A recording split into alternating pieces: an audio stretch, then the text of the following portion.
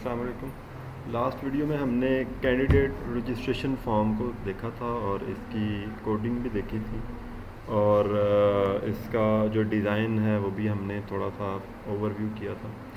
आज हम इसका नेक्स्ट जो फॉर्म है कंप्लेंट्स फॉर्म, जो यूज़र कंप्लेंट्स या अपने सजेशंस वगैरह देगा उसके लिए हम एक फॉर्म बनाएंगे और उसका कोड भी लिखेंगे और उसका डेटाबेस जो है वो ऑलरेडी हमने बनाया हुआ है। उसमें एक टेबल हमने बनाया सजेशन कंप्लेंट्स या सजेशन का, वो हम उसको भी देख लेंगे साथ। तो ये हमारा लास्ट वीडियो का जो कैंडिडेट रजिस्ट्रेशन फॉर्म था ये वो है। इसको हम क्लोज़ करते हैं और नेक्स्ट हम कंप्लेंट्स वाला फॉर्म जो है इसको हम ओपन करते हैं। तो ये इसका डिज़ाइन है कंप्लेंट्स फॉर्म का। डिज़ाइन में क्या है, जस्ट एज इट इज़ जैसे हमने पहले किया है उसी फॉर्म को मैंने रेप्लिकेट किया और रेप्लिकेट करने के बाद टाइटल में कंप्लेंट्स और सजेशंस लिख दिया सिंपली। उसके बाद एक टेक्स्ट बॉक्स यूज़ किया है, ठीक है। इस टेक्स्ट बॉक्स में टाइटल लिखेंगे और इसका जो फील्ड रिक्वायर्ड फील्ड वैलिडेटर है उसको हम यहाँ पे यूज़ कर रहे हैं। तो नेक्स्ट हमने एक और बॉक्स बनाया, ठीक है। ये भी टेक्स्ट बॉक्स है लेकिन ये इसका जो हमने टेक्स्ट मोड है वो मल्टी लाइन रखा हुआ है और इसको भी हमने रिक्वायर्ड फील्ड वैलिडेटर जो है वो यूज़ किया हुआ ताकि एम्प्टी मैसेज कोई भी जो है विदाउट टाइटल और उसकी जो डिस्क्रिप्शन या सजेशन है इसके बगैर यूज़र उसको सबमिट ना कर सके। तो ये सिंपल सा है, थोड़ा सा इसका कोड है आज क्योंकि लोग भी कम है तो इसलिए हम ये छोटा फॉर्म ही आज डिस्कस करते हैं। नेक्स्ट एक बटन है सबमिट के लिए और उसके बाद फिर ये एक मैसेज है, सक्सेस का मैसेज डाला हुआ है, कंप्लेंट सबमिटेड सक्सेसफुली। तो ये आपने बनाने के बाद इनके जो आईडीज़ हैं वो भी आपने सेट कर लेने हैं, ठीक है। जिस तरह टाइटल बॉक्स है इसका आईडी और उसके बाद फिर आपने डिस्क्रिप्शन या कंप्लेंट का जो बॉक्स है इसका आईडी भी आपने सेट कर लेना है। इसके अलावा भी आप कंट्रोल्स, मतलब इसके अलावा भी फील्ड्स आप डाल सकते हैं। तो मैंने ये मिनिमम डाले हैं 2, इससे ज़्यादा भी आप यूज़ कर सकते हैं, कुछ और भी आप अपनी तरफ से भी डाल सकते हैं। तो नेक्स्ट हम इसके बटन पे डबल क्लिक करेंगे और चलते हैं हम इसके कोड पे। डबल क्लिक जो ही करेंगे तो इसका कोड वाला जो फाइल है, कोड फाइल जो सी# कोड फाइल है वो ओपन हो जाएगी। इसमें सबसे पहले देखें तो आप पेज लोड का फंक्शन है उसको हमने एम्प्टी छोड़ा हुआ है, उसमें हमने कुछ भी नहीं लगा क्योंकि हमें पे लोड टाइम पे कोई भी चीज़ नहीं रिक्वायर्ड, इसलिए हमने उसको एम्प्टी छोड़ दिया है, उसमें कोई कोड हमने नहीं लिखा। इसके बाद नीचे अगर आप देखें तो बटन 1 क्लिक ये फंक्शन जो है इसके अंदर कोड लिखा हुआ है और इसके अंदर हमने क्यूरी लिखी है इंसर्ट की, ठीक है। और उससे सबसे पहले लाइन पे अगर आप देखें तो एसक्यूएल कनेक्शन हमने क्रिएट किया हुआ है, जैसे हम पहले फाइल्स में हमने किया है, पहले हमने जितने भी फॉर्म्स पे किया है उसी तरह आप यहाँ भी कनेक्शन जो है वो क्रिएट करेंगे। फिर नेक्स्ट अगर आप देखें तो हमने एक क्यूरी जो है वो क्रिएट की है। क्यूरी वेरिएबल हमने एक बनाया है स्ट्रिंग टाइप का और उस वेरिएबल को हमने क्यूरी जो है वो असाइन किया है। क्यूरी हमने in the form of text लिखी है, एक स्ट्रिंग की फॉर्म में हमने क्यूरी लिखी है। उस क्यूरी में हमने क्या लिखा है, इंसर्ट कंप्लेंट्स, इंसर्ट इनटू लिखा ही नहीं है, इंसर्ट इनटू कंप्लेंट्स टेबल, ठीक है। यहाँ पे इनटू भी आएगा, insert into complaints table. Complaints table में इंसर्ट करो कौन सा data, title, description, complaint date और फिर कंप्लेनेंट बार आईडी, जो बंदा कंप्लेंट कर रहा है उसका बार आईडी वो भी आप डालो। तो वहाँ पे अगर आप देखें तो वहाँ तो हमारे पास सिर्फ 2 बॉक्स थे, एक टाइटल और दूसरा डिस्क्रिप्शन, बाकी कंप्लेंट डेट, कंप्लेनेंट नेम और कंप्लेनेंट का बार आईडी, ये 3 चीज़ें हमने कहाँ से ले ली, ठीक है। सोचने वाली बात ना, हमने तो वहाँ से 2 बॉक्स बनाए थे, 2 चीज़ों का डेटा वहाँ से ले रहे थे हम फॉर्म में, लेकिन यहाँ पे हम 3 एक्स्ट्रा चीज़ें डाल रहे हैं टेबल के अंदर, क्योंकि टेबल के अंदर ये कॉलम तो हैं हमने बनाए हैं, लेकिन ये 3 चीज़ें हम कहाँ से ले रहे हैं। तो ये 3 चीज़ें मैं अगर आपको दिखाऊँ तो जो सेशन वेरिएबल हमने बनाए थे लॉगिन के टाइम पे, वो सेशन वेरिएबल का डेटा हम एक्सेस करके तो यहाँ पे इसको प्रोवाइड कर रहे हैं। तो अगर आप देखें तो वैल्यूज़ में हमने इसके क्यूरी के जो पैरामीटर्स हैं वो प्रोवाइड किए हैं और उसके बाद एसक्यूएल कमांड क्रिएट की है। एसक्यूएल कमांड में हमने क्यूरी और कनेक्शन दोनों के ऑब्जेक्ट पास कर दिए हैं। फिर पैरामीटर्स नीचे हमने बनाए हैं कमांड के साथ, जो पैरामीटर्स हमने प्रोवाइड करने हैं क्यूरी को। वो पैरामीटर जो हैं टाइटल, अगर आप देखें टाइटल का जो पैरामीटर है, जो टाइटल हमने डालना है वो हमने टाइटल बॉक्स से लिया है, जो टाइटल का टेक्स्ट बॉक्स है उसी से लिया हुआ है, टाइटल डॉट टेक्स्ट। और कंप्लेंट का जो डिटेल है वो हमने कंप्लेंट डॉट टेक्स्ट के ही टेक्स्ट बॉक्स से उसको लिया हुआ है। और जो डेट है वो करंट डेट हमने ली है, जो करंटली हम डेट सिस्टम की जो डेट होगी वो डेट हमने ली है, वो डेट होगी। वो हम कैसे लेंगे, डेट टाइम हमारे पास एक क्लास फाइल होती है, उस क्लास फाइल के एक प्रॉपर्टी है टू डे की।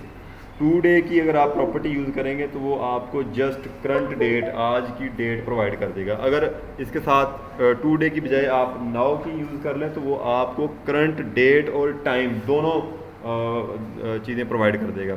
तो हमें टाइम की ज़रूरत नहीं, इसलिए हमने जस्ट यहाँ पे डेट ही एक्सेस की है। डेट टाइम यहाँ पे देखें लाइट ब्लू कलर में है, तो लाइट ब्लू कलर में जितने भी यहाँ पे कीवर्ड्स होंगे या जितने भी वर्ड्स होंगे वो सारे हमारे क्लासेस होंगी, ठीक है। वो उनके अंदर फिर मज़ीद प्रॉपर्टीज़ उनकी होंगी या उनके फंक्शन होंगे। फंक्शन का हमें कैसे पता चलेगा ये क्लास का फंक्शन है। फंक्शन के अगर आप आगे देखें तो दो पेरेंथीज डली होती हैं, जो छोटी ब्रैकेट्स हैं वो डली होती हैं। जिसके आगे दो ब्रैकेट्स डली हो छोटी, तो इसका मतलब वो फंक्शन है। उससे पहले डॉट डला होगा और डॉट से पहले जो नाम होगा वो क्लास का नेम होगा और उसके आगे फिर फंक्शन का नेम होगा डॉट के बाद। और डॉट को हम एक्सेस ऑपरेटर भी बोलते हैं। क्यों? इस डॉट को यूज़ करके हम किसी क्लास के मेंबर्स को एक्सेस कर रहे होते हैं, उसके फंक्शंस को या उसकी प्रॉपर्टीज़ को एक्सेस कर रहे होते हैं। तो यहाँ पे जो date time dot today है, टू डे के साथ अगर आप आगे देखें तो पेरेंथीज नहीं डली, मतलब छोटी ब्रैकेट्स नहीं डली। तो इस वजह से इसको हम ये कहेंगे ये प्रॉपर्टी है इस क्लास फाइल की। डेट टाइम की जो क्लास फाइल है इसकी प्रॉपर्टी है टू डे की। तो नेक्स्ट अगर आप देखें तो BID और नेम, BID मीन्स बार ID, BID और नेम जो है इनको हमने सेशन वेरिएबल्स जो हैं BID और F नेम के नाम से, जो दो सेशन वेरिएबल्स हमने बनाए थे ना वोटर लॉगिन पे, जब वोटर लॉगिन करता है तो ये दो वेरिएबल दो सेशन हमने क्रिएट किए थे। तो ये दो सेशंस का डेटा हम लेके तो यहाँ पे इस क्यूरी को प्रोवाइड कर रहे हैं। तो ये सेशन वेरिएबल कब आपको अवेलेबल होंगे? जब यूज़र लॉगिन करके तो इसको एक्सेस करेगा तब उसको अवेलेबल होंगे। अगर लॉगिन नहीं करेगा तो ये पेज पे एरर आएगा। क्यों एरर किस चीज़ का आएगा? वो एरर इस चीज़ का देगा कि आप जो सेशन वेरिएबल एक्सेस कर रहे हैं वो क्रिएट ही नहीं है, वो अवेलेबल ही नहीं है। जब एक चीज़ अवेलेबल ही ना हो तो फिर आपको वो उसका एरर ही शो होगा। तो इस वजह से ये जो कंप्लेंट्स वाला फॉर्म है ये बगैर लॉगिन के नहीं चलेगा। जब आप लॉगिन करेंगे, वोटर लॉगिन करेगा तो तब वो कंप्लेंट जो है वो सबमिट करवा सकेगा, ठीक है। तो लॉगिन नहीं करेगा तो हमारे पास हमें उसके बार ID भी नहीं एक्सेस होगा, उसके नेम को भी हम एक्सेस नहीं कर सकेंगे, इसलिए फिर वो एरर देगा। तो नेक्स्ट आप देखें तो कनेक्शन को हमने ओपन किया है, कनेक्शन डॉट ओपन। अब यहाँ पे देखें कनेक्शन हमने ऑब्जेक्ट बनाया हुआ है, ठीक है। एक क्लास जो हमारे पास एसक्यूएल कनेक्शन की क्लास है उसका हमने ऑब्जेक्ट बनाया कनेक्शन। उसके साथ देखें डॉट लगा के हमने ओपन का फंक्शन कॉल किया हुआ है। तो यहाँ पे ओपन जो है ये फंक्शन है किसका? एसक्यूएल कनेक्शन फाइल का। एसक्यूएल कनेक्शन की जो क्लास फाइल है उसका मेंबर फंक्शन है ओपन, ठीक है। तो जब हम इस ओपन को कॉल करते हैं तो कनेक्शन ओपन हो जाता है। और उसके बाद नीचे हमने रो इंसर्टेड के नाम से एक वेरिएबल बनाया है और उसकी टाइप है इंटीजर। वो हमने क्यों बनाया है? क्योंकि हम जब डेटा को अपडेट करते हैं, डिलीट करते हैं या इंसर्ट करते हैं तो एग्जीक्यूट नॉन क्यूरी का फंक्शन हम यूज़ करते हैं कमांड के साथ, ठीक है। जब हम एग्जीक्यूट नॉन क्यूरी का फंक्शन कॉल करते हैं तो ये एग्जीक्यूट नॉन क्यूरी का जो फंक्शन है ये हमें रिटर्न करता है इंटीजर टाइप डेटा, ठीक है।